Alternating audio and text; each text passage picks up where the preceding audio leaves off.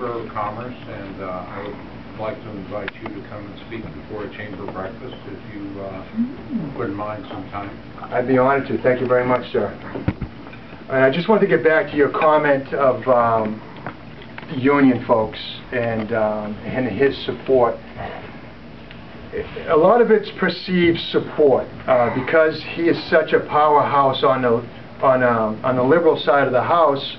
It's perceived that he gets the union vote. That can't be furthest from the truth.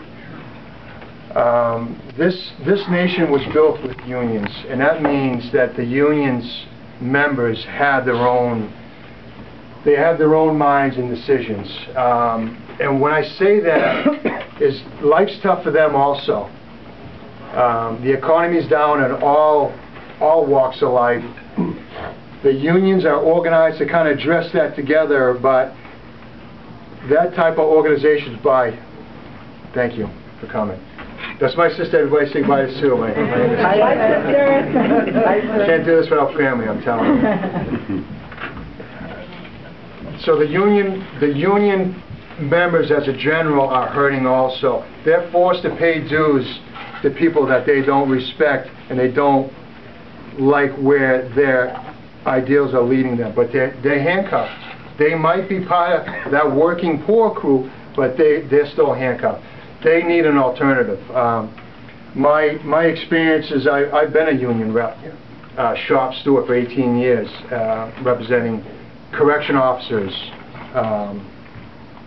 the 20 years that I spent there. So I know what it means to be a union member and to be an advocate.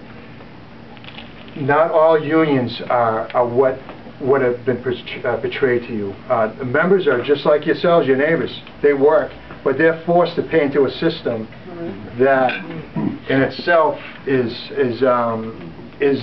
potentially needed, that's questionable. But their leadership, you know, they're in a bad spot. You know, they're in a no-win situation. What they're looking for and what they know is what we all want. We want representation, we want a good district, and we want a good America for us and our kids. Right. And to get back to the union guys here, they've been lied to, stolen from for a long time. They're very upset. That's coming. That's coming.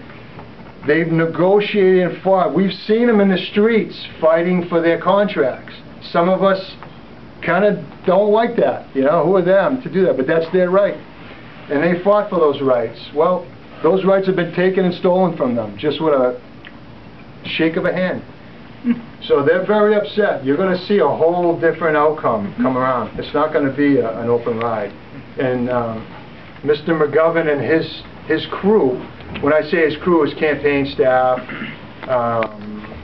they're deep in that level of displeasure with the unions.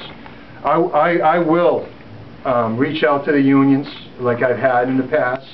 Central Mass has a, just kind of like these organizations, conservative, they have their union candidate meets, and I've been there before.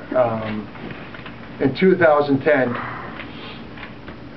right, I was told not to go there, and I was expecting trouble, but it was completely the opposite. They're people that are working, just trying to make it. They're forced to pay into these union dues, and they would want nothing more than a fair shake at like everybody else.